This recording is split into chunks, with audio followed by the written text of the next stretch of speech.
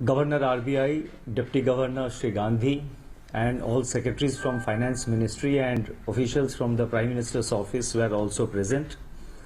The meeting went well past midnight. It was a detailed discussion. A detailed review was held with regard to the availability and the supply of the cash. The focus of the government is to activate all the channels whereby cash is given, cash is dispensed to the members of the public, and the various channels which we have need to be even more activated, and the various networks of supplying cash also need to be more activated. So therefore, the focus was on further strengthening and activating the network of the banking correspondents, the network of the post offices, the ATM network, the network and the reach of the banking system, activation and widening the facility of e-payments, and finally great emphasis was also given on improving public convenience and ease of doing the whole process to the members of the public. So far as the banking correspondent network is concerned, as you may be knowing, there are 1.2 lakh banking correspondents in the country, and banking correspondents typically have strong rural presence. So the decision was mainly to activate it as much as possible so that the reach of this system in the rural areas becomes even stronger.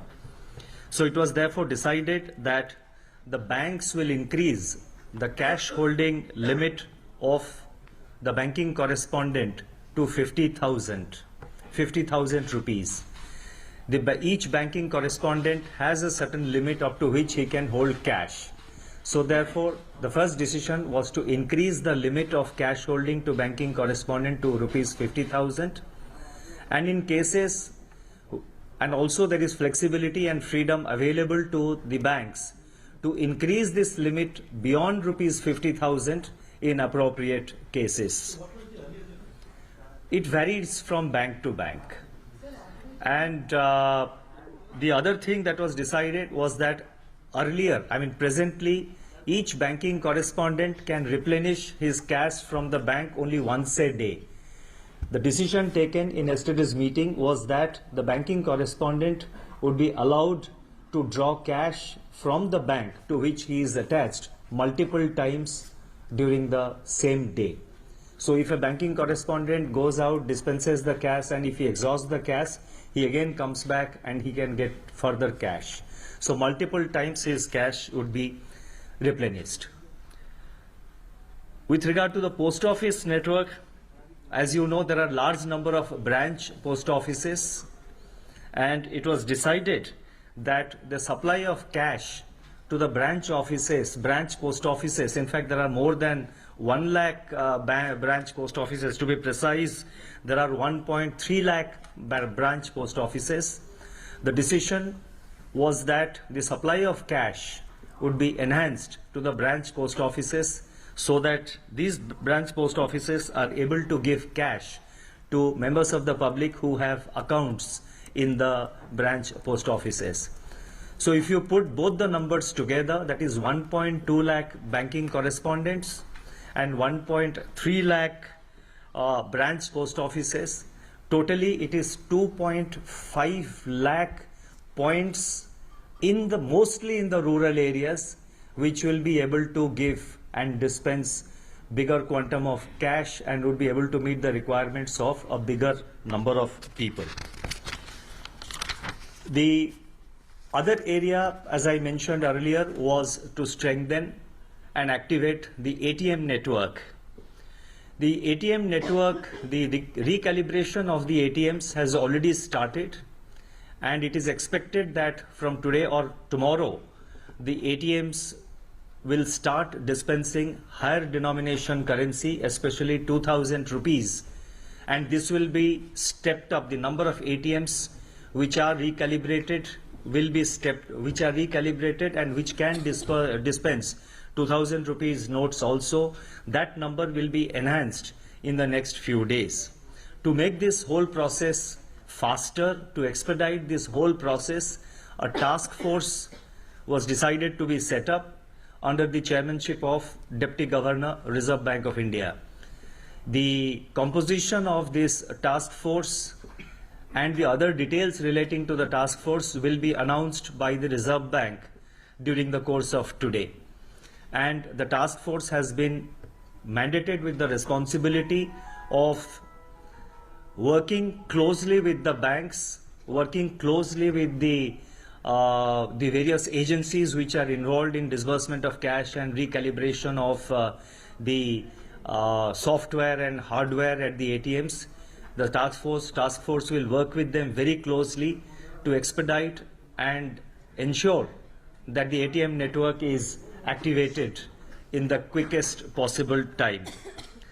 Now, in the meantime, it was also decided that we have a large number of micro ATMs which are utilized by various banks, and it was decided that large number of micro ATMs would be deployed throughout the country, and these micro ATMs will give cash, will dispense cash against credit and debit cards.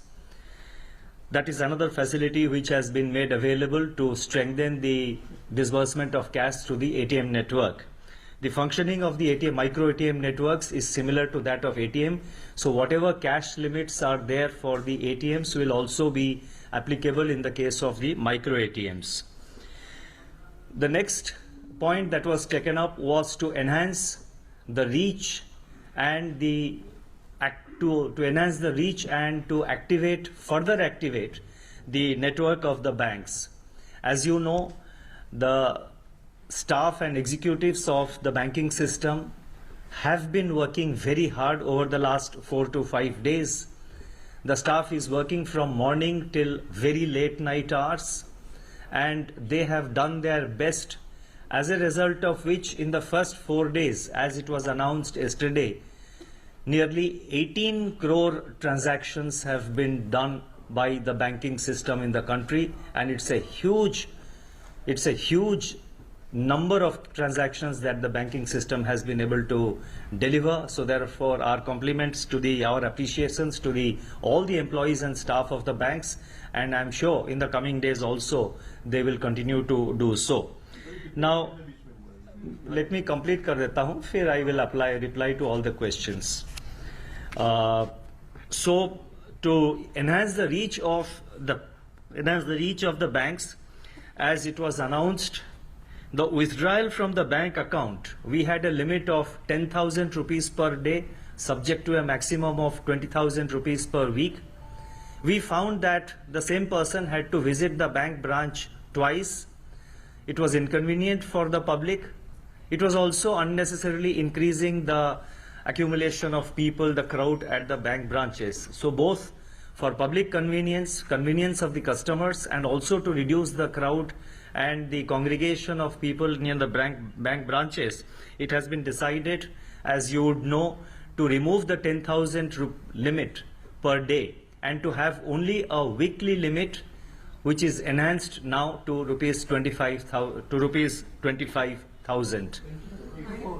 Sorry, 24,000. I'm sorry, 24,000 rupees. And so therefore, a customer can visit the bank just once a week and draw 24,000 rupees. The exchange of cash, old high denomination currency over the counter, has also been, the facility has been enhanced from the current limit of 4,000 rupees to 4,500 rupees. This has been done mainly to ensure that people are able to get currency notes of smaller denominations also. And when 4,500 rupees are dispensed, it is the expectation that roughly 4,000 would be in 2,000 rupees notes and the remaining would be in smaller denomination currencies. As you know, the 500 rupee notes have also been now infused into the system, and the distribution of 500 rupee notes against cash or from bank accounts has started yesterday. The ATM limits similarly have also been increased to 2,500, but let me mention very clearly, 2,500 limit will apply only to the recalibrated ATMs. In other words, ATMs which have been recalibrated to dispense higher denomination notes of 500 rupees and 2000 rupees. Only in those cases, the limit has been enhanced to 2500. With regard to current accounts, government got a lot of representations from small businesses, from small business entities, that they were finding it difficult to disburse the daily wages or the weekly wages to the workers, to their workers, and also they were finding it difficult to make sundry payments. Considering the fact that we are comfortable with regard to the availability of cash, it has also been decided to increase the limit in respect of business entities having current accounts, and such current accounts which are operational for at least 3 months. For the past 3 months, for them, the limit has been increased to rupees 50,000 per week. This will enable them to disburse wages to their workers and also to carry out the sundry transactions.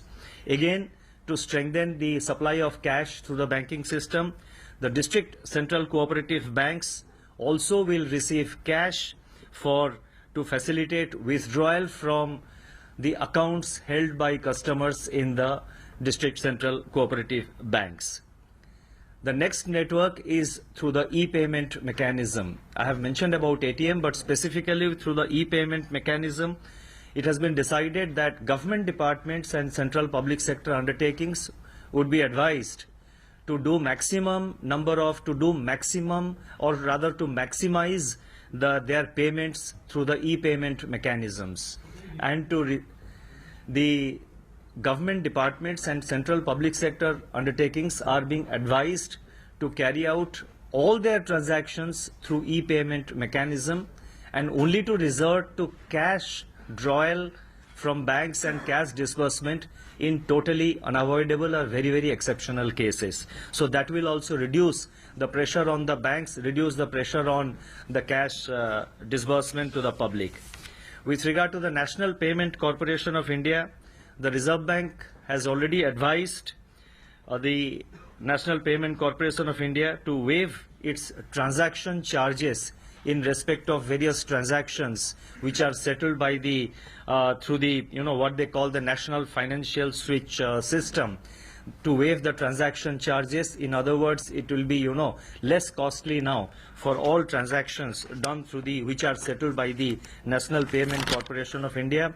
Similarly, the banks are also being advised to waive their charges in respect of the various transactions through the debit, credit card, etc. Then finally, with regard to enhancing the public convenience, as you know, government has already announced that there shall be separate queues for the senior citizens and the Divyang persons. There will be a separate queue for customers visiting bank branches to do transactions against their bank accounts, and there will be a separate queue for such people who visit the banks only for exchange of notes, that is submission of old notes and receiving the new notes. So there will be separate queues for each category so that the operations at the banks is streamlined. And with regard to, again, keeping in view the necessity to reduce the crowd at the bank branches, and also keeping in view the need of senior citizens, the annual life certificate which is required to be given by the pensioners during the month of November every year, the time limit has been extended up to 15th of January. And finally, the exemptions which have been granted by the government, that is cases or transactions where acceptance of old 500 rupee notes or 1000 rupee notes have been permitted or were permitted for a temporary period up to 14th November midnight, that has been extended to 24th November midnight.